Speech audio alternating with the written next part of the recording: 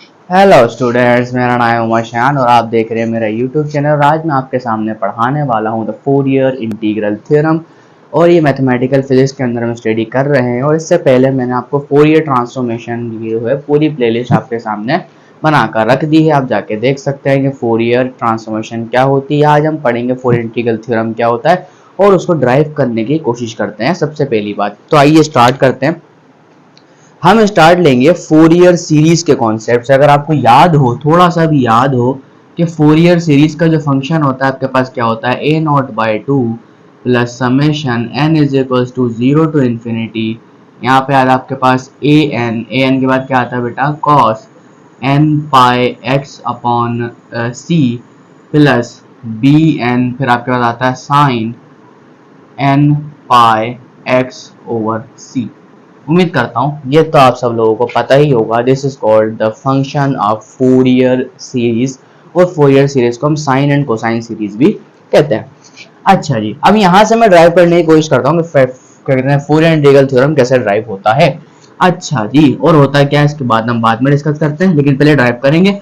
सबसे पहले हमारे पास ये बात हमें पता होती है कि जो ए नॉट होता है उसकी वैल्यू होती है 1/c integration from -c to c।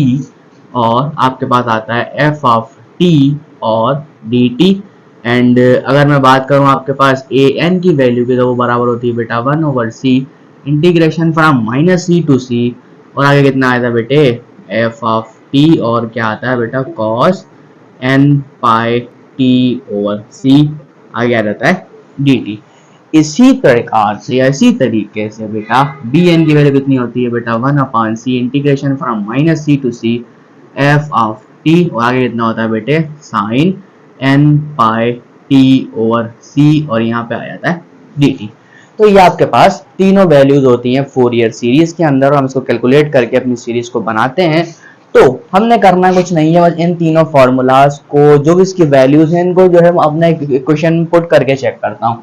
मैंने कहा चेक करो, इन सबको पुट करता हूँ ऊपर, तो कुछ आपके पास ऐसी शक्ल आ जाएगी बेटा। F X is equal to A naught की वैल्यू कितनी आ जाएगी बेटा, 1/2c integration from -c to c। और ये आपके पास आ जाएगा F of T D T plus summation N is equal to 0 to infinity. अंदर चलेंगे, ए एन की वैल्यू पुट करना है बेटा, कितना आएगा बेटा, 1/c integration from -c to c F of T. आगे कितना आएगा बेटा, cos n pi T over C. और आगे मैं क्या कह सकता हूँ बेटे, डी टी कह सकता हूँ। फिर बी एन की वैल्यू पुट कर दूंगा बेटा, यहाँ पे क्या आ जाएगा, 1/c integration from -c to c F of T. और आगे कितना आएगा, साइन एन पाई। एक सेकेंड, इसके साथ जो है वो x वाली टर्म भी थी, तो यहाँ पे मैं एक सेकेंड और लिख देता हूँ, N pi x over C. और अब मेरे पास बी एन की वैल्यू आ जाएगी -c टू c। और आगे कितना लिखूंगा, एफ ऑफ टी।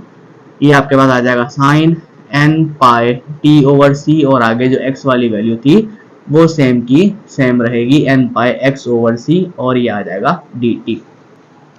तो मैंने क्या किया, अपने सारी वैल्यूज को फोरियर इंटीग्रल थ्योरम के अंदर, मतलब जो फोरियर सीरीज का जो फंक्शन था उसमें पुट कर दिया। पुट करने के बाद आप इसकी क्या करना, सिंप्लीफिकेशन करता हूँ। मैंने कहा और से देखना, मैंने कहा F of X is equal to 1/2c integration from -c to c F of T D T plus, अब मैंने कहा summation n is equal to 0 to infinity. अब देखो ये देखो 1/c integration from -c to c F of T, सब कुछ जो भी है वो कॉमन है। यहाँ तक लिख लो, उम्मीद करता हूँ समझ में आ रहा है। चलो जी आगे बढ़ते हैं। अब मैंने क्या किया, 1/c ये आपको काफी सारी चीज में कॉमन नजर आ रही है, तो वो बाहर निकाल लेता हूँ मैं। मैंने कहा 1/c integration from -c to c F of T should be a common term. और अंदर क्या बचता है हम इसको भी देख लेते हैं। अंदर बचेगा आपके पास, देखो बेटा, cos n पाई t ओवर c। और यहाँ बचेगा आपके पास cos n पाई x ओवर c प्लस आगे बच रहा है आपके पास साइन n पाई t ओवर c। और आपके पास बच रहा है साइन n पाई x ओवर c। और ये ब्रैकेट बंद। आप जानते हो cos alpha cos beta plus sine alpha sign beta क्या होता है, cos अल्फा माइनस बीटा बेटा। इसको भी बंद करके रख देते हैं।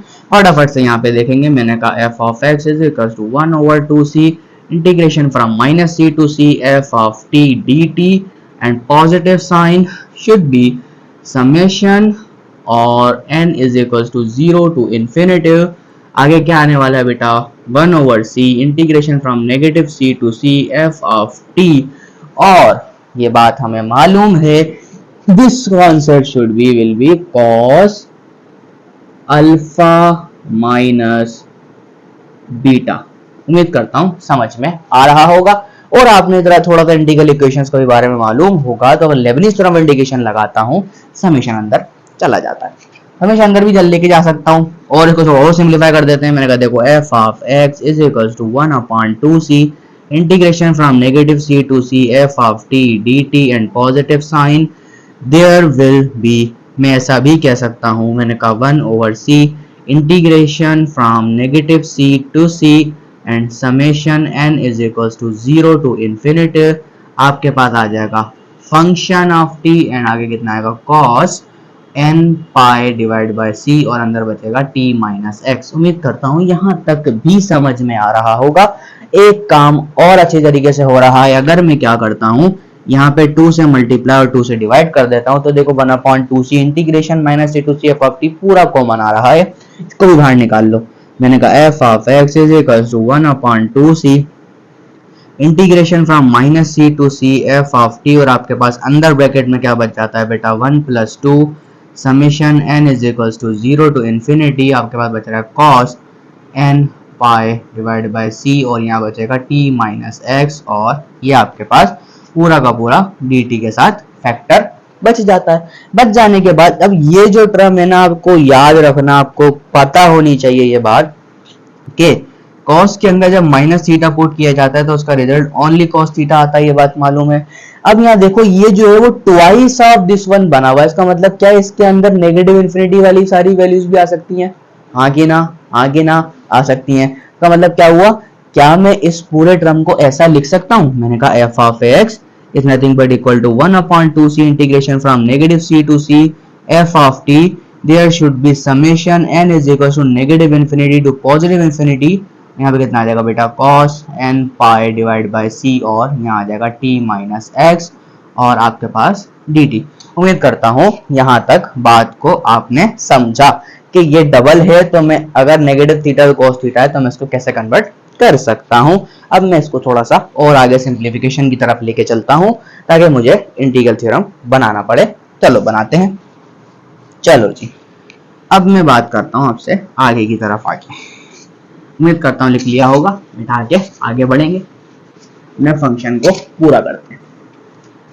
अब जो है आपके पास जो टर्म बची वो क्या बची, यहाँ पे बची आपके पास f of x is nothing but equal to 1/2c integration from negative c to c f of t, और अंदर बचा आपके पास summation n is equal to negative infinity to positive infinity, और आपके पास ये हो गया cos n pi divided by c और t माइनस x और dt, ये बचा।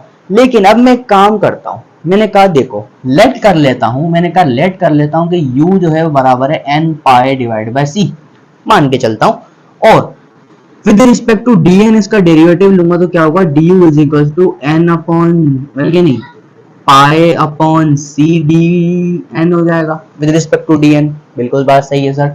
हाँ, अब मैं मान के चलता हूं बेटा dn इज वेरी स्मॉल।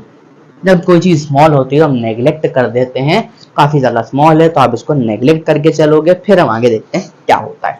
इसका मतलब साफ हुआ कि आपकी जो du की वैल्यू है वो कितनी है बेटा पाई बाय c आ गई, और ये वैल्यू छोटी छोटी छोटी छोटी कब होती जाएगी, जब आपके पास c जो है वो इनफाइनाइट तक अप्रोच करेगा। ये बात भी सही मानते हो नहीं मानते हो? मानता हूं सर।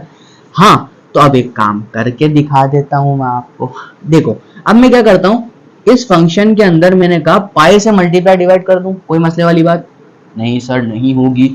मेरा ये देखोगे कितना हो जाएगा 1/2 pi integration from negative infinity to positive infinity, क्या पता जानते हो c इन्फिनिटी पे अप्रोच कर रहा है एग्जैक्टली बेटे, तो यहाँ पे कितना हो जाएगा बेटा f ऑफ t, बिल्कुल समझ पा रहे हो, और यहाँ पे कितना हो जाएगा बेटा पाई बटे c और summation n is equal to negative infinity to positive infinity, आगे आपको बता देगा cos n pi by c, और n पाई बाय c आपके पास पता है किसके बराबर है, u के बराबर था, और ये जाएगा t माइनस x और dt। उम्मीद करता समझ में आ रहा होगा। अब मैं इसको थोड़ा सा आगे की तरफ बढ़ा के करता हूं, मैं सिर्फ इस चीज को देखता हूँ और किसी चीज को नहीं देखता हूँ, ठीक है, सिर्फ इस चीज को देखता हूं मैं, ठीक है।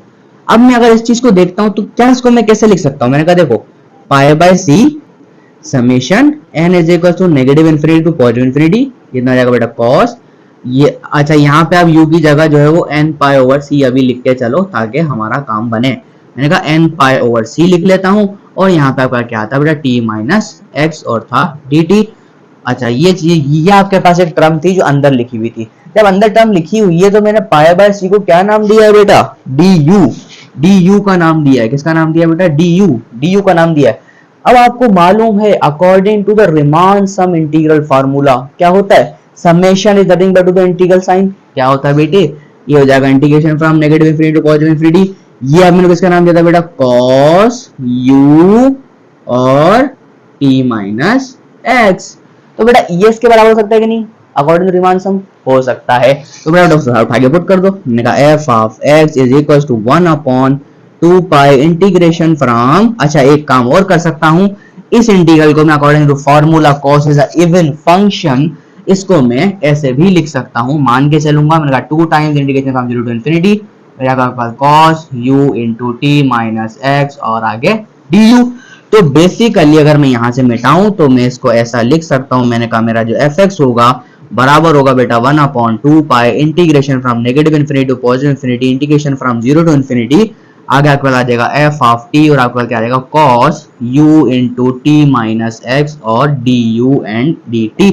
तो बेटा this is nothing but the Fourier integral theorem जो हमने ड्राइव कर लिया फटाफट से, उम्मीद करता हूं समझ में आ गया होगा कितनी आसानी के साथ हमने जो है वो अजम्पशंस ले लेकर किस तरीके से बहुत इजीली के साथ हमने फोरियर इंटीग्रल थ्योरम को ड्राइव किया। अब हम नेक्स्ट लेक्चर में देखेंगे इसके कुछ क्वेश्चंस को ताकि हम समझ में आएगा फोरियर इंटीग्रल थ्योरम क्यों कैसे क्वेश्चंस के ऊपर अप्लाई होता है। तो उम्मीद करता हूँ आपको समझ में आ गई होगी। अल्लाह हाफिज़, बाय बाय, तब तक के लिए मिलता है आपके साथ नेक्स्ट लेक्चर में।